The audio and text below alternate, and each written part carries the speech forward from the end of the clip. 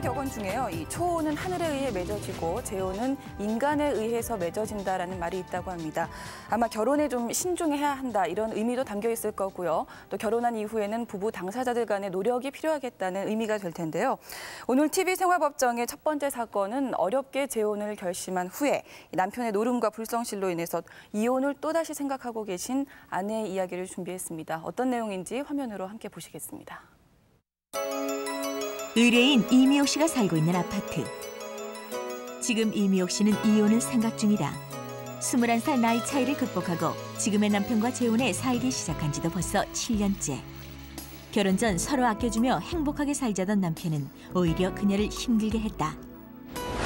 생활비 한 푼 주지 않으면서 노름판에서 살다시피 하는 남편. 그는 돈이 떨어지면 어김없이 아내의 식당을 찾았고 그녀는 돈을 내놓으라며 행패를 부리는 남편을 보며 이혼을 결심할 수밖에 없었다. 계속 하트만 쳤어요. 하트만. 아침에 나가면은 항상 12시. 한 달이면은 두세 번 일찍 들어올까 말까예요. 세상에 집에서 쌀이 있는지 죽이 끓는지 밥이 끓는지 공과금을 냈는가 일적 그런 걸 신경을 안 쓰고 저 가정에 소홀하고 생활비로 모든 돈을 일전 벌어주지도 않고 가정에 전혀 관심이 없는 사람하고는 더 이상 뜻이 안 맞고 내가 이제 더 이상 이렇게 살 수는 없어요. 그래서 이혼을 원합니다. 노름에 빠져 가정에 무책임한 남편과는 더 이상 함께 살 마음이 없다. 이혼과 위자료를 청구하는 아내 이미옥 씨. 남편 박상춘 씨는 지금까지 별탈 없이 잘 지내오던 아내가 갑자기 이혼을 요구하자 당황스럽기만 하다. 전체의 의부증으로 힘든 시절을 보낸 박상춘 씨에게 지금의 아내는 큰 위로와 힘이 되어주었고 함께 즐거운 시간을 보내는 부부의 다정한 모습은 주변 사람들의 부러움을 사기도 했다. 이런 아내가 달라지기 시작한 것은 올해 1월 아파트를 계약하면서부터. 누구보다 믿었던 아내였기에 남편 박상춘 씨는 아파트를 아내 명의로 구입했고 그때부터 아내는 이혼을 요구하기 시작했다. 당사자가 마심 편하게 해주니까 의심 많고 진짜 딴 세상 사는 것 같았어요. 같이 하트 찾으면서 하트 치러 가서 웃으면서 돈 떨어진 돈도 대준다고 정말로 좋구나. 난 그걸로 너한테 2억 다 없어도 난 그부터다. 그렇게 말 먹었어요. 그런데 이 변화는 정말로 무엇인가를 모르겠어요. 완전히 이게 그냥 사람이 여수가 된 것 같고 도대체 이해를 못할 정도. 이 세상 누구보다 나를 이해해주던 아내가 갑자기 이혼을 요구하다니 절대 헤어질 수 없다는 남편 박상춘 씨. 이혼 걱정, 남편의 노름과 불성실로 인한 이혼 위자료 청구 사건. 가사 사건은 양 당사자의 요청에 의해서 사생활 보호 차원에서 얼굴을 가리고 진행함을 양해해 주시기 바랍니다. 먼저 의뢰인 요구하는 청구 취지가 무엇입니까? 네, 저희 의뢰인은 한 번 이혼한 그런 아픈 경험이 있습니다. 그래서 의뢰인은 동거를 포함한 7년의 결혼 생활 동안 누구보다 열심히 살았고 또 모든 것을 참으면서 오직 가정을 위해서 살아왔습니다. 그러나 남편인 상대방은 생활비 한 푼 준 적이 없습니다. 저희 의뢰인은 남편 대신 식당에서 월급을 받으면서 일한 적도 있고 자기가 직접 식당을 매입해서 운영을 한 적도 있습니다. 그러나 상대방은 도와주기는커녕 매일 새벽까지 노름에 빠져 지냈고 어떻게든 살아보려고 생긴 카드 빚까지 상대방은 전부 의뢰인과 의뢰인의 자식들의 사치 때문에 생겼다라는 말로 심한 배신감마저 느끼게 했습니다. 저희 의뢰인은 상대방인 남편과 이혼을 원하며 동거를 포함한 7년간의 결혼 생활에서 겪은 정신적 고통에 대한 위자료 5천만 원을 청구합니다. 상대방의 답변 취지는 무엇입니까? 결혼 전에는 다정했던 아내가 올 1월 아파트를 구입한 이후부터 갑작스럽게 태도를 바꿔가지고 이혼을 주장하고 있습니다. 상대방은 아내를 믿었기 때문에 아내 명의로 아파트를 구입을 했고 아파트를 자기 명의로 한 이후부터 아내의 태도는 돌변했습니다.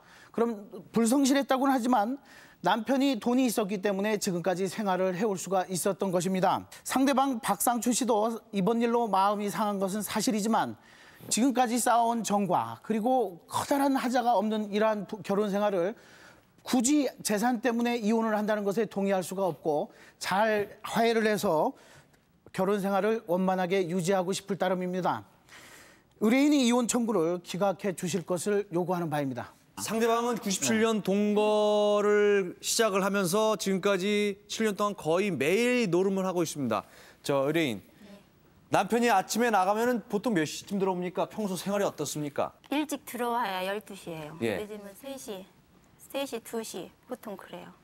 한번 그래서 노름하는 곳이 어떤 곳인지 가보셨죠? 굴속 같아요. 방 쪽방 하나 조그마한 거 해놓고 전문적으로 그렇게 늘 하는 집이에요. 돈은 얼마나 사용하던가요? 500원짜리를 했어요. 1점에? 예, 한 점에 500원짜리를 하는데 많이 나갈 때는 거의 한 15만 원, 20만 원도 나가고. 전혀 근거 없는 거짓말이에요. 그건. 우리 그 상대방은요. 그거 한 가지를 지금 단점을 잡으려고 하는 거예요. 단점이라고는 어디 잡을 데가 없으니까 노름, 응? 네. 노름 온다. 어? 상대방이 친목계 모임이 12개 정도가 됩니다. 그러면 이제 한 달에 2, 3일 간격으로 그 모임이 열리고 그럴 때 어떤 모임에서 이제 치는 경우에 불과하고요. 남편이 노름이 심하지 않았다는 내용을 그냥 친구들과 어울려서 친목계원들과의 사교적인 모임이었다는 것을 주장하기 위해서 우리는 참고 영상 자료를 요청합니다. 나랑 맨날 놀았거든요. 100원짜리만 쳤어요. 100원짜리, 200원짜리만 치고 큰 거 친다고 200원, 그러면 100원. 그 장사가 안 돼서 우리들이 식당에서 핫도 쳐갖고 그 밥 주면 밥값을 다 줬어요. 우리는 할 일 다 하고 나서 하지 뭐 이거 해서 뭐 따먹고 뭐 살림내기 하는 게 아니고 200원짜리 그런 거 치지 뭐 그냥 1,000원짜리 그런 건 안 쳐요. 친목계원들이 증언을 들으신 것처럼 그렇게 큰 도박을 한 것도 아니고요. 심심풀이 화투를 한 것일 뿐입니다. 더욱 나쁜 것은 상대방이 하루 종일 이렇게 노름을 하다가 돈이 떨어지면 의뢰인이 어렵게 마련한 식당에 와서 노름 돈을 요구했다는 것입니다. 저희는 이에 대한 증거 영상을 요청합니다. 남편의 노름은 결혼 전부터 시작됐습니다. 이미옥 씨는 그저 재미 수준으로 생각했지만 결혼 후에 그가 중독이라는 사실을 알게 됐습니다. 남편은 매일같이 노름판에 빠져들었는데요. 아내는 그러한 남편을 수없이 말렸지만 박상춘 씨는 아내의 말을 외면한 채 그곳에서 벗어나지 못했습니다. 결혼 초부터 남편은 아내를 혼자 기다리게 했고 하루를 꼬박 새고 새벽에 들어온 적이 한두 번이 아니었습니다. 이렇게 남편이 늦게 들어오는 날이면 어김없이 다툼이 일어나곤 했습니다. 지금 몇 시예요, 몇 시? 잠깐만 뭐하러 나와 있어? 아니 쓸데없는 소리 하러. 또 도박했어요? 피곤하니까 쓸데없는 소리. 피겠어. 이미옥 씨는 노름하는 남편 대신 생활비 마련을 위해서 식당을 차리고 열심히 일을 했습니다. 그러한 그녀의 노력 덕분이었는지 처음 개업 후에는 자리가 없을 정도로 손님이 많았습니다. 하지만 혼자서만 고생하는 부인을 보고도 박상춘 씨는 음료수 한 짝 들어줘 본 적이 없습니다. 노름을 하다가 돈이 떨어지면 그제서야 가게를 찾곤 했습니다. 이게 얼마예요? 12,000원입니다. 잘 먹었습니다. 예. 다음에 또 오세요. 손님이 계산한 돈을 남편은 자신의 주머니로 챙겼는데요.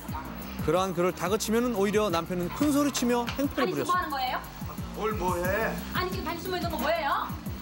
뭘 넣었다 그래 뭘? 아니 지금 그냥 바빠 죽겠는데 일은 도와주지 못할 망정. 아니 지금 힘들게 버는 돈을 훔쳐가요 그래? 이 가게가 당신 거야? 내 돈 갖고 내가 하는데 무슨 상관이야? 얼른. 잘 빨리 내놔 이 사람아. 내가 무슨?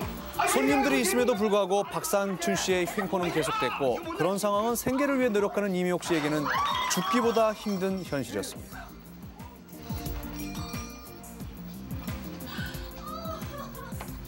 한 번의 실패를 딛고 한 두 번째 결혼이라 끝까지 견뎌 살아보려고 노력했지만 도박에 빠져 헤어나오지 못하는 남편의 만행을 아내는 더 이상 참을 수가 없었습니다. 님은 하트만 치고 돈벌이를 그동안에 하나도 안 했어요. 내가 거기서 같이 있었으니까 알아요. 용돈 떨어지고 자기 돈 필요할 때만 왔었지 가게는 일체 도와주질 않았죠. 가게 일에는. 상대방요. 의뢰인이 그 지금 주장하는 그 행패를 몇 차례나 벌였어요. 전혀 근거 없는 이야기요. 전혀 없어요. 의뢰인에게 돈 요구한 적은 없어요, 그러면? 식당이 전혀 운영이 안 돼가지고 제가 계속 주방장 월급도 재가지고 월말 공과금도 제가 거의 다 내고 그러는데 거기서 뭔 노름돈을 들었어요? 예? 지금 상대방은 노름만 한 게 아닙니다. 저희 의뢰인에게 단 한 번도 생활비를 준 적이 없습니다. 너무나 생활이 안 됐기 때문에 동거하고 한 달 뒤부터 동거 전에 일을 했던 식당에 나가서 월급을 받았습니다. 한 달 80만 원을 받으면서요. 그 남편에게 생활비를 달라고 구체적으로 요구한 적은 있어요? 없어요. 왜냐하면 생활비 달라고 하면은 경제권을 네가 다 갖고 있으면서 나보고 뭔 돈을 달라고 그러냐고 그래요. 장사해서 뭐 하냐 소리부터 나와요. 우리 의뢰인이 뭐 생활비를 구체적으로 요구를 하지 않아도 생활이 가능했던 이유는 일단 식당을 차려서 거기서 나오는 이익을 가지고 생활을 했었고요. 또 하나는 우리 상대방은 결혼 전에 이미 3억 원 상당의 재산이 있었습니다. 1억 700만 원의 현금과 또 1억 원 상당의 논 1,500평 그리고 1억 원에 구입한 여관이 있었습니다. 이 재산 증명서를 증거 자료로 제출합니다.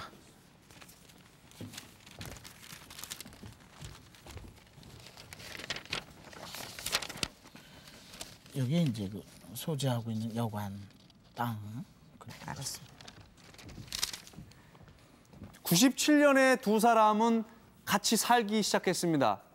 그러니까 사실혼 관계에 들어갔는데요. 식당은 99년 1월부터 했습니다. 근데 무슨 식당을 가지고 생활을 하라는 얘기인지 이해할 수가 없고요. 또 3억의 재산 있습니다. 그러나 3억 중에 그 재산 분배 인증서를 보면 1억 5천만 원이 채무금입니다. 즉 빚이란 얘기죠. 또 1억 원에 해당하는 여관은 그 당시 압류를 당한 상태입니다. 전혀 쓸모없는 재산이지요. 그럼 나머지 5천만 원 남습니다. 그 5천만 원 중에 그 당시 3천만 원은 친구에게 빌려줬습니다. 상대방이. 그럼 실제적으로 쓸 수 있는 돈은 단돈 2천만 원입니다. 쓸 수 있는 돈이 실제로 거의 없었다는 겁니다.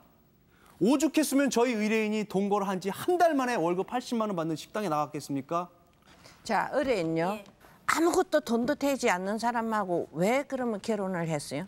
첫째, 부채만 없으면 나 건강하고 나 열심히 살면 얼마든지 살 수 있으니까 조건은 우리 아빠 사랑을 못 받고 살았으니까 우리 애들 아빠가 돼줄 수 있냐니까는 쾌히 승낙을 해서 그것만 오직 한 가지만 봤어요. 지금 뭐 의뢰인 측에서는 자꾸 부채 문제를 말씀하시고 그러시는데요. 부채가 있었던 것은 인정합니다. 1억 5천만 원을 어떻게 갚았는지 그 과정을 의뢰인이 갚아준 것도 아니고요. 우리 상대방이 재산으로 갚았습니다. 그 5천만 원이라고 하는 그 빚은요. 경매를 낙찰받아가서 여관을 경매해가지고 낙찰받아가서 일단 해결을 했고요. 또 2,500만 원이라고 하는 빚은 남편의 땅을 담보로 대출을 받아가지고 또 갚았고요. 또 6천만 원은 동거하고 구입한 예식장을 팔아가지고 갚았고 그 동생에게 빌린 돈은 서로 간에 갚지 않아도 된다는 조건이었기 때문에 1억 5천만 원의 빚은 남편의 재산으로 다 해결을 한 상태입니다. 그러니까 부채 때문에 의뢰인을 못 살게 했다거나 부채 때문에 생활이 어려웠던 것은 아닙니다. 그것을 참고해 주십시오. 1999년 3월에 의뢰인은 오리 고깃집을 시작했습니다. 지금 우리가 말하는 식당이 바로 이건데요. 처음 2년 동안은 장사가 잘 됐습니다. 별 문제가 없었습니다. 근데 그 후부터는 경제가 어려워지면서 가게가 잘 운영이 되지 않았습니다. 그때부터 의뢰인 아이들의 등록비며 생활비 그리고 가게세, 인건비 등등 월말이 되면은 정말 의뢰인은 어떻게 해결해야 될지 난감했습니다. 하지만 그때도 상대방은 전혀 무관심했고 결국 그래서 의뢰인은 카드 빚까지 지게 됐습니다. 저희는 이에 대한 증거 영상을 요청합니다. 경제적 능력이 없는 남편 때문에 이미옥 씨는 생활비 걱정을 항상 해야 했습니다. 식당 영업이 잘 안 되면서 생활이 점점 어려워졌고 특히나 매달 말일은 가게세와 공과금 등 처리해야 할 문제가 많아 더욱 힘들었습니다. 그러나 박상춘 씨는 전혀 무관심했습니다. 저기 내가 요즘 어려워서 그러는데요. 생활비 좀... 또 돈 타령이야? 지난번에 줬잖아. 당신도 알잖아. 나 이제 돈 없어. 그 나만 보면 돈 타령이야. 에이. 자기 자신만 생각하는 남편, 경제적으로 도움되지 않는 그가 아내는 참으로 원망스러웠습니다. 당장의 생활비가 없어서 절박한 상황이 됐고 생각도 못한 아내는 은행에서 몇 개의 카드를 신청하여 어려울 때마다 사용을 했습니다. 그런데 힘든 경제 상황은 계속됐고 결국 그녀의 카드 빚은 혼자 감당하기 벅찰 정도로 불어나 있었습니다. 불성실한 남편 때문에 여기저기서 가게 생활비를 아내 단독으로 마련해야 했던 것입니다. 뭘 18일 날 넣어야 하는데 지금까지 못 넣고 있다고. 이번에 안 넣으면은 자초되니까 이번에 꼭 좀 해달라고 그래서 그때 빌려준 일 있고, 또 학자금 이전에 카드 막는다고 200만 원, 240만 원 그 두 번 빌려준 일이 있어요. 의뢰인이 얼마나 성실하게 삶을 살아갔는지 여기 점포 임대 계약서가 있습니다. 지금 저희가 말씀드렸던 그 오리고기집에 대한 계약서인데요. 여기 지금 12월에 처음 계약을 하고 두 번째 12월 15일에 잔금 계약을 치를 때 지금 증거 영상에서 보였던 그 친구분에게 1,000만 원을 빌렸습니다. 이 오리고기집의 계약서를 저희는 증거물로 제출합니다. 이게 처음 계약할 때고요. 두 번째 계약할 때 그 이제 친구분한테 1,000만 원 빌려. 의뢰인이 아는 사람한테 빌렸다 그 말이죠. 의뢰인 친구한테. 근데 이 식당 지금 정리했다고요? 정리했습니다 지금. 근데 잘 될 때가 있었다면서요? 예, 한 2년은 2년 잘 돼서 그러면 수익이 좀 있으면 그 돈은 다 어디로 그는 갔죠? 추격거 갚았어요. 추격거. 예, 거기 추격, 3,000만 원 처음 대출 받아서 식당을 차렸거든요. 아, 1,500만 원 갚고 1,500이 떨어져 지금 있던 1,500만 거예요. 원 갚았죠. 그 빚도 다 갚고 성실히 사신 분이 왜 또 이 빚을 이렇게 많이 지었어요? 카드 빚이. 2년 카드비 끝나고 5,500이라 했지요? 예. 의뢰인이 카드 빚을 많이 지게 된 이유는요. 2년 정도 추후에 그 식당이 안 됐을 때 그때도 물론 월세 70만 원은 내야 됩니다. 그리고 각종 공과금 등 한 달에 20-30만 원은 내야 됐고요. 그렇게 따지면은 2년 동안 한 2,400만 원 정도 계속 한 달에 100만 원 정도씩 적자가 났다는 건데 단순히 그것만 계산해도 지금 한 4천만 원이 넘어버립니다.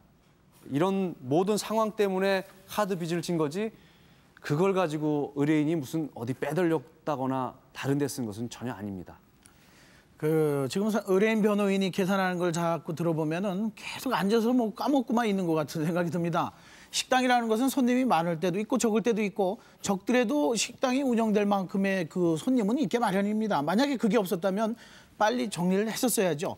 단순히 그렇게 손해만 해가지고 그걸로다가 빚이 늘어났다고 주장하는 건 좀 문제가 있고요. 저는 여기서 상대방 변호인의 말에 의의를 제기합니다. 왜냐하면 의뢰인 혼자 책임질 일이 아닙니다.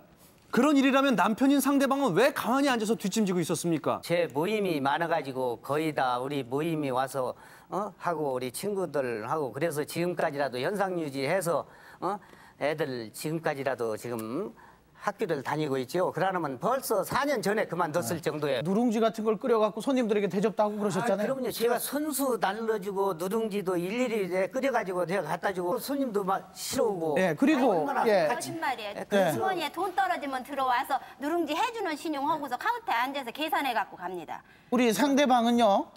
카드 빚에 대해서도 책임을 느끼고 공동으로 책임을 느끼고 갚아준 적도 있습니다. 아내의 카드 빚을 갚아준 적이 몇 번 있죠? 4년 동안에 한 40-50번은 되죠. 여보시오, 그리고 카드 뺀 지가 얼마나 됐다고 4년 동안 내가 그런다고 그래요. 의뢰인 그렇게 얘기하는데 사실인가요? 아니에요. 거짓말이에요. 그럼 얼마 갚아줬어요? 70만 원하고 30만 원인가 한 1,500 갚았어요. 그럼 학교 얼마 갚은? 그게 최소 한 250에서 한 200 될 거예요. 지금 의뢰인은요, 그 상대방이 도와준 것에 대해서는 전혀 기억을 못하고 계시는데요. 그동안 아내의 빚을 막아준 것은 남편의 역할도 컸습니다. 이런 것들을 우리 상대방의 그냥 개인적인 주관적인 주장이라면은 뭐 어폐가 있을 수도 있기 때문에 남편이 돈을 갚아줬다는 것에 대한 증거 영상 자료를 준비했습니다. 영상 자료를 요청합니다. 박상춘 씨의 통장을 보면 그가 아내의 빚을 갚기 위해 얼마나 노력했는지 알 수 있습니다. 수십만 원씩 빠져나가는 흔적이 자주 보이는데요. 모두 빚을 갚기 위해 쓰인 돈이었습니다. 달라고 아줌마가 수차에 말을 했었어. 좀 빌려달라고. 아마 그때 많이 달라고 했는데 손 300인가 내가 줬을 거야. 그 돈을 자꾸 재축을 하니까 나중에 재축을 하니까 남자가 와서 준 걸로 알고 있어요. 내가 전화를 합니다. 어디야 그러면 농협. 왜 그러니까 카드비 200만 원 막아달라고 해서 그거 하느냐고 나 여기 왔다. 그거 장사가 안 돼가지고 여름에 내가 300만 원씩 꼭 그거를 준다고 월급을 못 주니까 이제 교통 때문에 굉장히 거기다 식당이 안 되니까 신경 썼어요. 친구를. 우리 상대방은 그 카드 빚을 갚아줄 때마다 영수증을 받아놓지 못한 게 정말 답답할 뿐입니다. 그동안 수차례에 걸쳐서 카드 빚을 갚아줬는데도 불구하고 5,500만 원의 카드 빚이 또 남았다는 것은 정말 믿을 수 없는 사실이고요. 이것에 대해서는 그 의뢰인이 어디에 썼는지에 대해서 분명하게 밝혀야 될 것입니다. 상대방하고 의뢰인하고 같이 살면서 쓴 거지, 생활비로 쓴 거지, 그걸 무슨... 자, 그리고 이렇게 힘든 상황에서도 상대방이 그 팔지 않고 남겨둔 땅이 또 있죠? 예. 그거라도 팔아서 빚 정리하고서 마음 좀 편하게 살자고 그랬어요. 그러니까 그거마저 팔면은 내 늙어서는 어떻게 하라고 그러냐고, 그게 자기 노후 자금이라고 그러면서 안 팔고 다른 사람 명의로 돌려놨습니다. 처음에 저 사람 만났을 때는 1,500평인데 식당 하면서 워낙 쪼달리다 보니까 지금 반절 이상을 줄여가지고 지금은 600평밖에 안 남아있죠. 그리고 또 땅이 팔리질 않아요. 팔으려고 부동산에 여러 군데 다 있지만 요즘 부동산이 침체 상태라 팔리지도 않고 그런 상태라 그걸 팔리기만 해서 팔으려고 했죠. 만일 그 남편이 가장으로서 또는 남편으로서 책임이 없었다면 올 1월 달에 아파트를 구입하지도 않았을 겁니다. 의뢰인은 아파트를 구입하기 위해서 굉장히 관심을 많이 가졌고, 그걸 안 우리 상대방은 좀 경제가 어렵더라도 돈이 없어도 아내의 소원을 들어주기 위해서 아파트를 구입했습니다. 그런데 그 이후에 아내는 태도가 돌변했습니다. 완전히 딴 사람이 됐죠. 상대방 박상춘 씨는 그 신용불량 상태였기 때문에 아내 명의로다가 아파트를 구입했습니다. 아내를 그만큼 믿었었는데요. 이거 아파트를 명의를 아내 앞으로 해놓은 이후에 아내의 태도가 굉장히 달라졌습니다. 그전에는 별 부부 사이에 문제가 없었거든요. 그런 것을 증명하기 위해서 영상 자료를 요청합니다. 남편 박상춘 씨는 결혼 후 하루하루가 꿈만 같았습니다. 이미 한 번의 상처를 경험한 그였기에 아내의 따뜻한 배려는 말할 수 없이 고마웠고, 이제 그에게도 새로운 인생이 열리는 것 같았습니다. 아내와 함께한 7년은 전처와 힘들었던 25년을 충분히 보상하고도 남는 것이었고, 21살 나이 차이도 큰 문제가 되지 않았습니다. 남편은 아내를 만나 비로소 세상 사는 재미와 가정의 행복을 알게 된 것입니다. 오랫동안 사업을 해온 남편은 친목도모를 위해 모임에 자주 참석해야 했습니다. 결혼 후에는 아내와 자리를 함께한 적도 많았는데요. 부부의 다정한 모습은 인꼬부부라 불리며 주변 사람들의 부러움을 사기도 했습니다. 좋았었죠. 저번에는 쭉 차 타고 막 돌아다니고 데이트하고 둘이 다니면서 밥 사 먹고, 입장이 돈을 잘 써준 게 자가 입장 아니면 못 산다. 저는 잠도 혼자 못 자겠다. 그렇게 잘했어요. 그런데 이 돈 때문에 지금 이 문제가 났다니까. 느닷없이. 언제부턴가 아내는 아파트에 깊은 관심을 보이기 시작했습니다. 아내의 마음은 이해하지만 신용불량인 남편의 입장에서는 무리가 따르는 것도 사실이었습니다. 하지만 남편은 아내에게 꼭 아파트를 마련해주고 싶었고, 아파트 자금이 모아지자 별다른 고민 없이 아내 명의로 아파트를 계약했습니다. 아내를 평생의 동반자로 믿었기에 아내 명의로 하는 것이 문제가 될 줄은 몰랐던 것이죠. 무슨 영화에 나오는 것 같아. 보시는 것은 박상춘 씨 부부가 아파트 계약을 마친 후 관리사무소를 통해 전해받은 공동주택관리규약서인데요. 서류 곳곳에 남편의 사인이 남아 있습니다. 계약금을 지불하고 임차인란에 서명을 한 사람도 분명히 남편 박상춘 씨입니다. 이렇게 다정했던 부부가 갑작스럽게 아파트라는 것이 등장하면서부터 무엇인가 문제가 더 크게 불거지고 있었는데요. 전혀 그렇지가 않습니다. 새 아파트 구입한 거 의뢰인보다는 사실 상대방이 먼저 제안을 한 겁니다. 팜플렛도 자기가 먼저 갖고 와서 보여주고, 바쁜 게 빨리 지금 가봐야 된다고 나 데리고 자기가 갔어요. 그러니까 나 돈 한 푼도 없어 지금. 그랬더니 계약금 내가 준다고 하면서 100만 원 자기가 갖다가 자기가 계약을 하게끔 했어요. 아파트는 어떻게 무슨 돈 마련해서 구입하신 겁니까? 설명을 드리도록 하겠습니다. 아파트 구입 시 들어간 자금입니다. 상대방 돈 700만 원 들어갔습니다. 그리고 상대방이 친구에게 빌린 돈 700만 원, 의뢰인이 빌린 돈 500만 원, 현금 서비스 800만 원을 받았고 전세 대출금 1,800만 원 은행권에서 받아서 총액 4,500만 원을 마련했던 것입니다. 이의가 있는데요. 그 아파트를 구입한 그 명목이 그 의뢰인 명의의 마이너스 통장 300만 원이 들어갔고요. 친구에게 빌린 돈 500만 원, 그리고 은행 전세 대출금 1,800만 원, 상대방 돈이 1,900만 원이 들어가서 총 4,500만 원이 들은 겁니다. 상대방이 빌린 돈 이 700만 원 부분도 상대방이 갚아달라고 해서 의뢰인이 700만 원을 수표로 바꿔가서 갚은 적이 있습니다. 상대방한테 친구한테 갚았다고요? 네, 제가 갚았어요. 상대방 이를 인정해요? 아니요, 전혀 근거 없는 이야기요. 무엇이 장사가 돼야 무엇을... 아니, 그 700만 원 어디서 났지요? 그 가게 전세금 빼가지고 줬어요. 가게 정리. 가게 정리하면서. 지금 아파트는 누구 거지요? 제 거예요. 식당도 안 됐고 돈도 안 벌었는데 무슨 돈으로 아파트를 그렇게 구입을 할 능력이 됐습니까? 예, 대출금을요. 예. 제가 오죽하면은 옛날 전 남편 조카가 보증을 서줬어요. 오죽하면 거기 가서 제가 사정을 했을까요? 지금 의뢰인은요, 그 뭐 여러 가지 그 상황적인 측면을 볼 때 식당이나 아파트나 공동 소유의 개념보다는 본인이 거라고 주장을 하고 그걸 처분한 돈도 본인이 거라고 주장을 하고 있습니다. 부부가 공동 소유의 재산을 갖다가 왜 혼자의 재산으로 저렇게 주장을 하지 이해를 못 하겠습니다. 그러면 상대방에게 묻겠습니다. 지금 진 빚 5,500만 원은 의뢰인의 부채입니까? 상대방의 부채입니까? 상대방은요. 그 왜 빚을 더 지느냐. 그러면 아파트를 팔아서 그 카드 빚을 갚자 그렇게 주장을 했습니다. 아파트를 팔아서 빚을 갚자고 주장하셨죠? 그럼요. 처음부터 그걸로 했죠. 그렇게. 그럼 아파트를 팔면은 가족들 어디서 생활해요? 그래서 저는 좀 적은 데로 가서. 생활비는 어떻게 하실래요? 생활비는 그리고 지금 돈이 또 조그마한 거라도 남아 있으니까 뭔 사업이라도 이제 해가지고. 지금 상대방이 솔직히 그 아파트를 처분하고 빚을 갚는다고 해도 그 이후의 생활 대책이 서 있지 않다고밖에는 생각할 수 없습니다. 현행 민법은 부부 별산제를 채택하고 있습니다. 민법 제830조에 보면 혼인 중 자기의 명의로 취득한 재산은 특유 재산으로 하고 있습니다.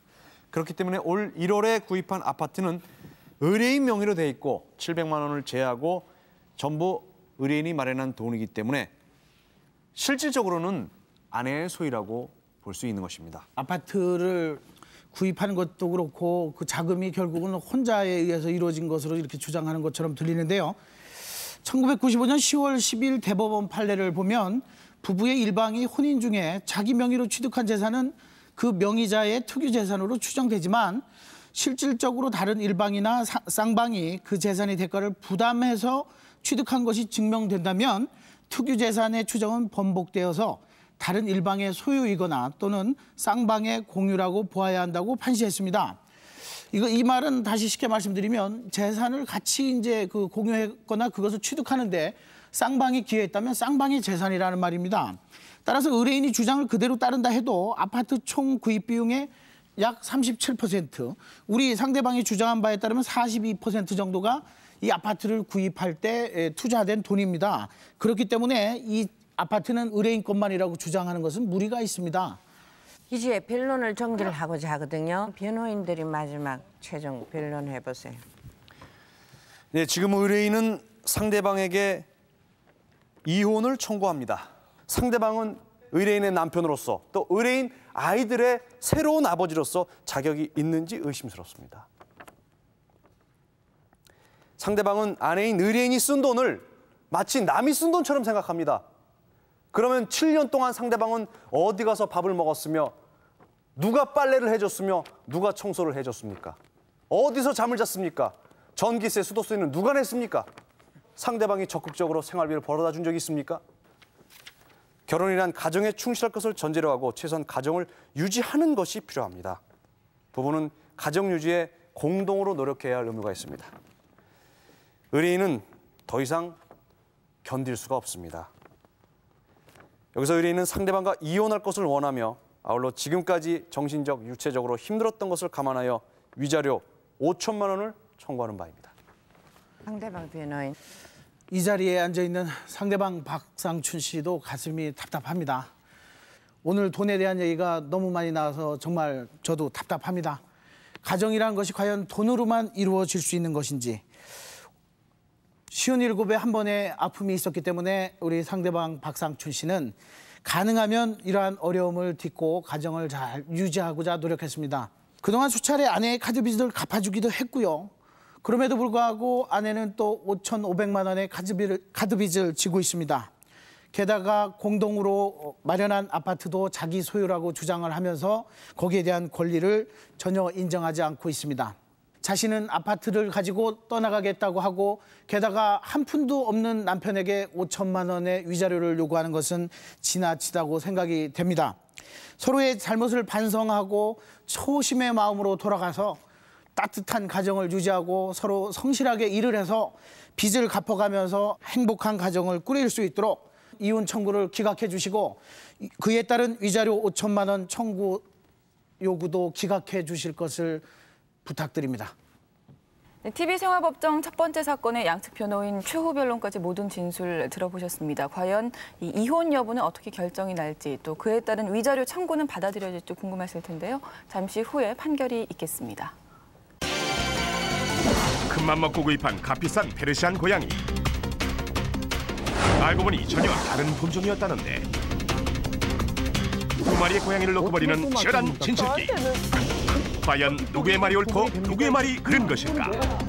품종이 바뀐 고양이 환불 요구 사건. 잠시 후 계속됩니다. 의뢰인과 상대방의 나이 차이가 많습니다. 그리고 두 분 다 재혼이십니다.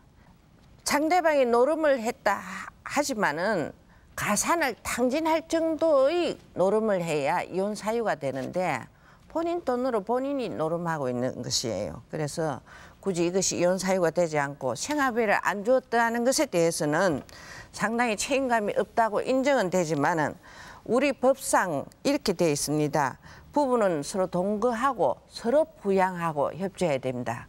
상대방 나이가 많습니다. 그래서 실제로 매달 수익이 있을 수가 없고 의뢰인이 젊은 나이니까 일을 해서 남편을 부양하는 것은 당연한 것이지 과거처럼 남자만 부양의 책임이 있고 여자는 사회활동 전혀 못한다 하는 그런 사고로 재판이 되지 않습니다. 의뢰인이 카드빚이 5,500만 원이 있다고 하는데 과연 이게 생활비인지 아닌지는 또 따져봐야 돼요. 그렇기 때문에 객관적으로 여기 나온 증거로 봐서는 꼭 이것을 상대방이 갚아줘야 되는 빚인지 아닌지는 더 검토해야 되나 제 현재의 이 현 법정에서의 판단으로 보아 의뢰인 책임질 수밖에 없는 상황입니다.